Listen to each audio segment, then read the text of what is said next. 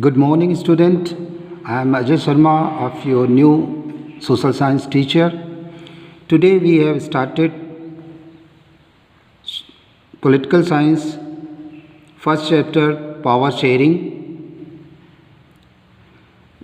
Previous year in class 9th we have studied democracy, and we have noted the last year that democracy, all power does not rest with any one organs of the state. Sharing of power among the legislature, executive and judiciary is very important to the design of democracy. किसी भी लोकतांत्रिक देश में अगर हम वास्तविक रूप से डेमोक्रेसी को अप्लाई करना चाहते हैं तो ये आवश्यक होता है कि हम पावर शेयर करें डिफरेंट इंस्टीट्यूशन और organisation of the country. If we especially talk about the India, the legislature, executive and judiciary. In this chapter, we have studied about power sharing with the example of two countries. One of them is Belgium and second one is Sri Lanka.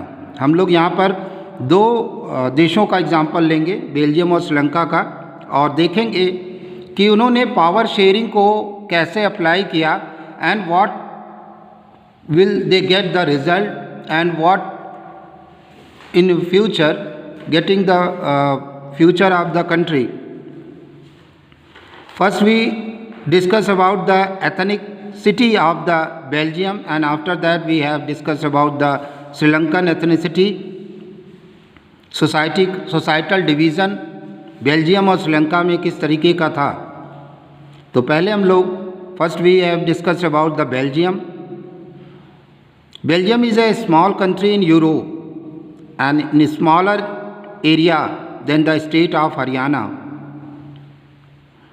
It has border with France, Netherland, Germany and Luxembourg.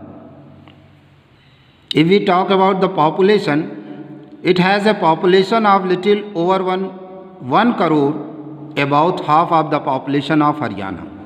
Means Haryana से भी छोटा एक देश है Belgium. अगर इसके हम ethnic composition की बात करें इस छोटे से देश की तो बहुत ही कॉम्प्लेक्स है. And total population of the country 59% lives in the Flemish region and speaks Dutch language. Another 40% people lives in Wallonia region and speak French. Remaining 1% of the Belgian speaks German. Means 3 भाषाओं का प्रयोग वो लोग करते हैं मुख्य रूप से. 59% जो फ्लेमिश रीजन में रहते हैं जो कि डच भाषा बोलते हैं. दूसरे जो 40% है वो वलोनिया रीजन में रहते हैं जो कि फ्रेंच भाषाओं का प्रयोग करते हैं. और 1% लोग जो हैं वो जर्मन स्पीकिंग हैं जो जर्मन भाषाओं का प्रयोग करते हैं. अगर इनकी कैपिटल सिटी जो ब्रुसेल्स है वहाँ की बात की जाए तो 80% of the people speak French while 20% of the speaks Dutch.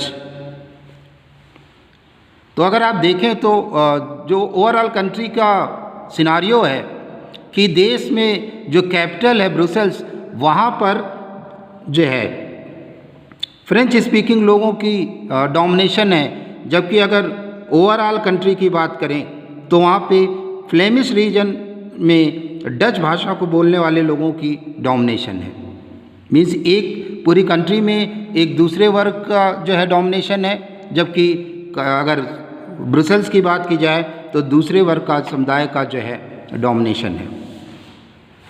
Minority French speaking community जो है वो रिलेटिवली जो है वो रिच है और पावरफुल है. और डच स्पीकिंग जो है वो उन्हें जो है बेनिफिट्स ऑफ इकोनॉमिक डेवलपमेंट्स और एजुकेशन जो है वो बहुत बाद में मिला हुआ है. और यही जो रीज़न है डच स्पीकिंग और फ्रेंच स्पीकिंग कम्युनिटीज़ के बीच में 1950s से लेकर 1960s के बीच में टेंशन का कारण रहा. और ये टेंशन जो है बिटवीन द टू कम्युनिटीज़ वो और ज़्यादा जो है एक्यूट हो जाती है ब्रुसेल्स में। ब्रुसेल्स जो है कि एक स्पेशल प्रॉब्लम भी है कि डच स्पीकिंग जो है वो मेजॉरिटी में है पूरी कंट्री में, जबकि माइनॉरिटी में है कैपिटल में। अब दूसरी अगर सिचुएशन की बात करें जो कि आपका श्रीलंका की है, श्रीलंका के बारे में आप लोग बहुत कुछ जानते होंगे। श्रीलंका एक आइलैंड नेशन है जो कि few kilometres of the southern coast of the Tamil Nadu है। तमिलनाडु जो कि भारत का एक स्टेट्स है। अगर इनके टोटल पॉपुलेशन की बात करें तो 2 करोड़ है, जो कि अप्रॉक्स जो हरियाणा के बराबर है। साउथ एशियन रीजन में सिचुएटेड है ये श्रीलंका। डाइवर्स पॉपुलेशन है। जो मेजर सोशल ग्रुप है वो सिंगला स्पीकर्स हैं 74% एंड तमिल स्पीकर्स 18% है। तमिल स्पीकर्स की अगर बात करें तो 2 सब ग्रुप्स हैं। Tamil natives of the country जिनको हम श्रीलंकन तमिल्स कहते हैं 13% है, एंड द रेस्ट जिनके 4 फादर्स इंडिया से as a plantation workers during the colonial period गए थे श्रीलंका में, उनको हम इंडियन तमिल्स के नाम से बुलाते हैं। श्रीलंकन तमिल्स की अगर हम बात करें तो वो कंसंट्रेटेड हैं north and east of the country, and most of the Sinhala speaking people are Buddhist, while most of the Tamil are Hindus or Muslims. There are about 7% are Christian and who both Tamils and Singla. अब आप imagine करें इस situations को दोनों जगहों की। Belgium में Dutch community जिसको एडवांटेज मिला है, न्यूमेरिक नंबर्स मेजॉरिटी में है, और वो फोर्स करेंगे कि फ्रेंच के ऊपर, जर्मन स्पीकिंग पॉपुलेशन के ऊपर, और यही जो है वहाँ पे आगे फर्दर इन कम्युनिटीज़ के बीच में विवाद का कारण रहा। दोनों जो कम्युनिटी है बेल्जियम की वो कंट्रोल करना चाहेगी ब्रुसेल्स को, क्योंकि ब्रुसेल्स बेल्जियम की कैपिटल है। श्रीलंका की बात करें तो सिंगला कम्युनिटी जो है बिगर मेजॉरिटी में है और वो अपनी बातें जो है पूरे देश पर इम्पोज करना चाहेगी, डोमिनेशन करना चाहेगी। आगे हम लोग देखेंगे कि दोनों सिचुएशन को वहाँ के लीडर्स ने कैसे हैंडल किया और उसका रिजल्टेंट आउटपुट क्या मिला, देश का दोनों कंट्रीज़ का डेवलपमेंट कैसे हुआ और क्या क्या सिचुएशंस रही, उसको हम लोग देखेंगे। First we will discuss about the majoritarianism in Sri Lanka. Sri Lanka को अगर हम लोग बात करें तो श्रीलंका को इंडिपेंडेंस मिली थी 1948 में। जो लीडर्स थे सिंगला कम्युनिटीज़ के वो डोमिनेंस की बात करते थे गवर्नमेंट्स पे, और चूंकि वो मेजॉरिटी में थे इसलिए जो इलेक्टेड गवर्नमेंट आई श्रीलंकन कंट्री की, उन्होंने मेजॉरिटेरियन फार्मूला जो है इस्टेब्लिश किया सिंगला सुप्रीमेसी के लिए।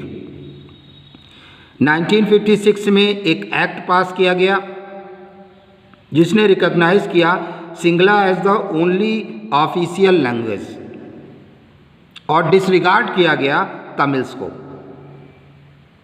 जो गवर्नमेंट थी उन्होंने प्रेफरेंशियल पॉलिसी अडॉप्ट की। क्या मीनिंग होती है प्रेफरेंशियल पॉलिसीज़ की?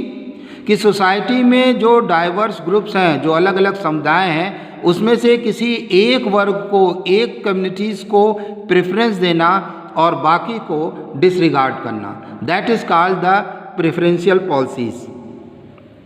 तो श्रीलंकन गवर्नमेंट्स ने प्रेफरेंशियल पॉलिसीज़ को अडॉप्ट किया और फेवर्ड किया सिंगला एप्लीकेंट्स को यूनिवर्सिटीज़ पोजीशंस में, गवर्नमेंट जॉब्स में। एक नया कॉन्स्टिट्यूशन स्टिपुलेट किया गया जिसमें उन्होंने कहा कि हम प्रोटेक्ट करेंगे फोस्टर्स बुद्धिज़्म्स को।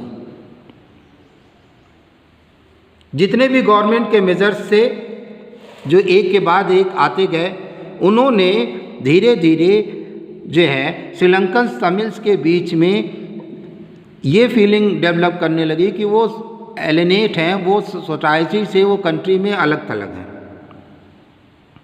साथ ही साथ वो ये भी महसूस करते थे, फील करते थे कि कोई भी मेजर पॉलिटिकल पार्टीज़ नहीं हैं जो कि बुद्धिस्ट सिंगला लीडर्स के लिए सेंसिटिव हों, उनकी भाषा, उनकी कल्चर को, डेवलपमेंट को लेकर, उनको बचाने के लेकर सेंसिटिव हों, सीरियस हों।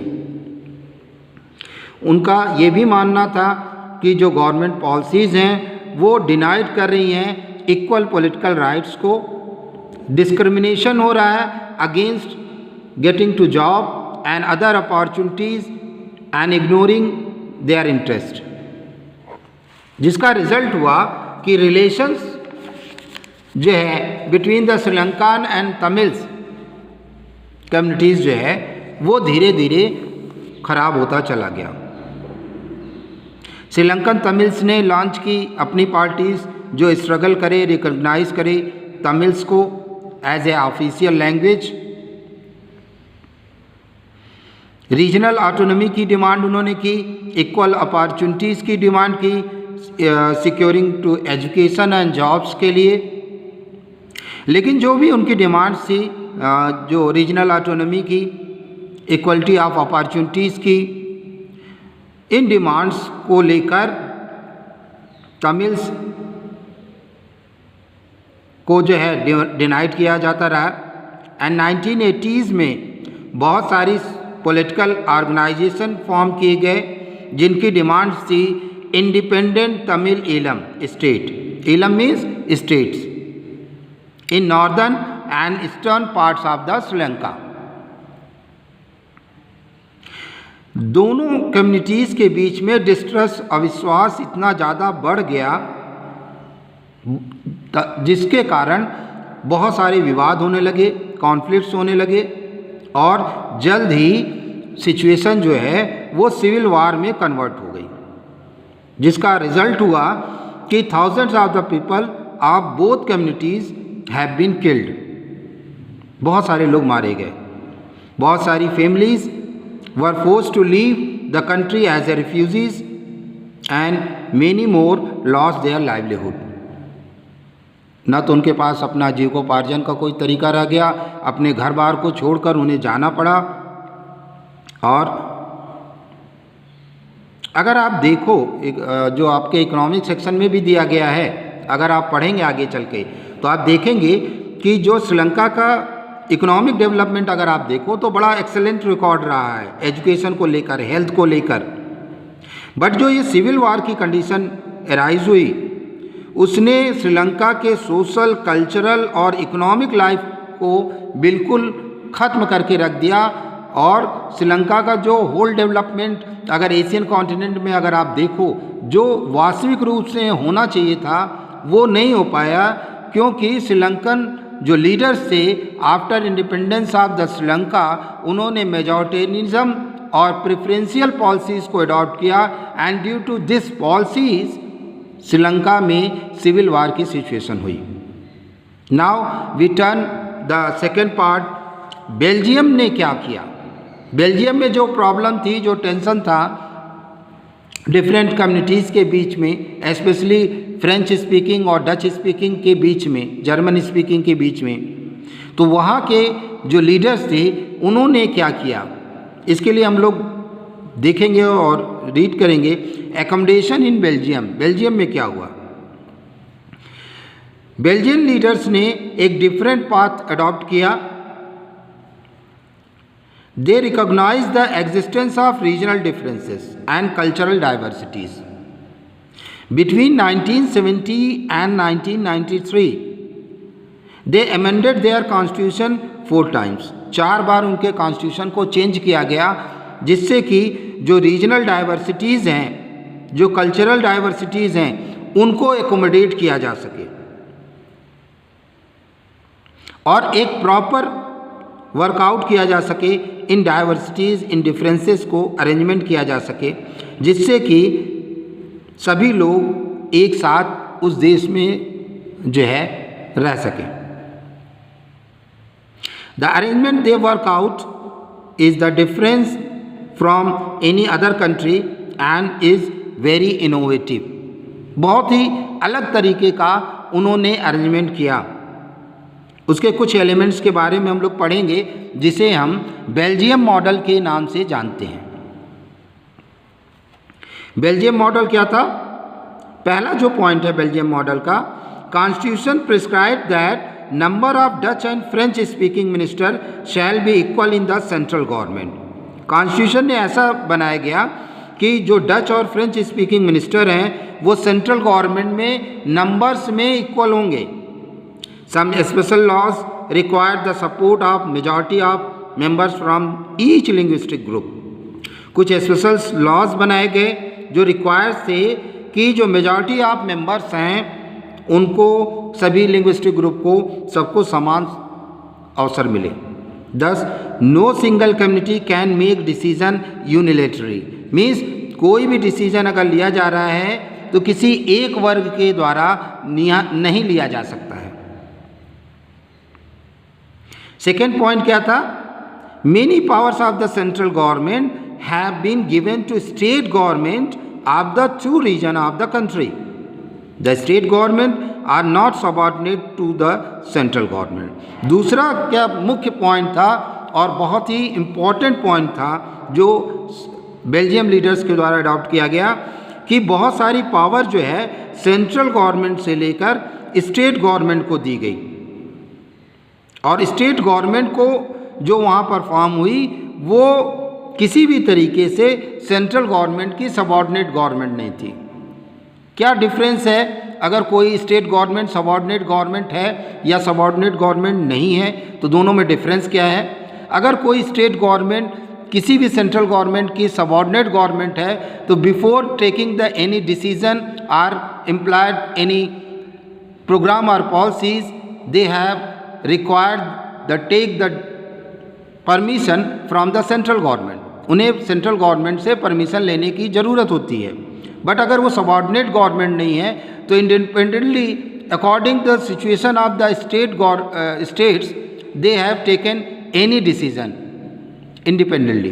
वो स्वतंत्र होकर कोई भी डिसीजन जो है वो ले सकते हैं, उसमें किसी भी तरीके से सेंट्रल गवर्नमेंट की परमिशन की रिक्वायरमेंट नहीं होती है। थर्ड जो प्रोविज़न था इस एकोमोडेशन ऑफ बेल्जियम मॉडल का, Brussels have a separate government. Brussels की अपनी अलग गवर्नमेंट बनाएगी in which both the community have equal representation. दोनों कम्युनिटी को बराबर जो है रिप्रेजेंटेशन मिला। The French speaking people accepted equal representation in Brussels. जो फ्रेंच स्पीकिंग लोग थे उन्होंने इक्वल रिप्रेजेंटेशन ब्रुसेल्स में एक्सेप्ट किया। क्यों किया? Because the Dutch speaking community has accepted equal representation in the central government. क्यों? क्योंकि डच स्पीकिंग लोगों ने इक्वल रिप्रेजेंटेशन जो है वो एक्सेप्ट किया था सेंट्रल गवर्नमेंट में, इसलिए ब्रुसेल्स में भी ये फार्मूला अप्लाई हो पाया।